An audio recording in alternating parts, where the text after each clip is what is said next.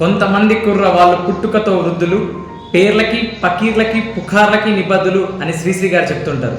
అంటే ఈరోజు యువత ఏదైతే ఉందో డ్రింక్స్కి డ్రగ్స్కి డ్రమ్స్కి బానిస అయిపోతుంది. వారి యొక్క జీవితం ఏదైతే ఉందో పతనం లోపల వ్యసనాల లోపల అలవాటైపోయి మారిపోతూ ఉన్నారు.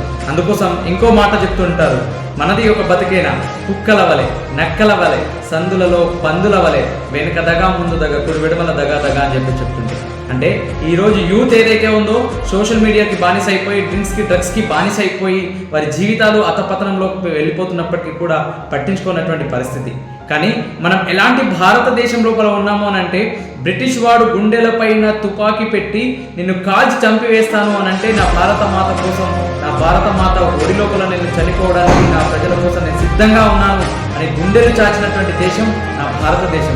అలాంటి దేశం లోపల యువత ఏదైతే ఉందో ముందుకు సాగాలి, మంచి వైపు సాగించాలని చెప్పేసి ఆకాంక్షిస్తున్నాను. అందుకోసమే శ్రీశ్రీ గారు మనో మాట్లాడతారు, కొంతమంది కుర్ర వాళ్ళు ముందు యుగం దూతలు, పావన నవజీవన బృందావన నిర్మాతలు. అలాంటి నిర్మాతలుగా మనం అందరం మారాలని ఆకాంక్షిస్తూ జై హింద్, జై భారత్.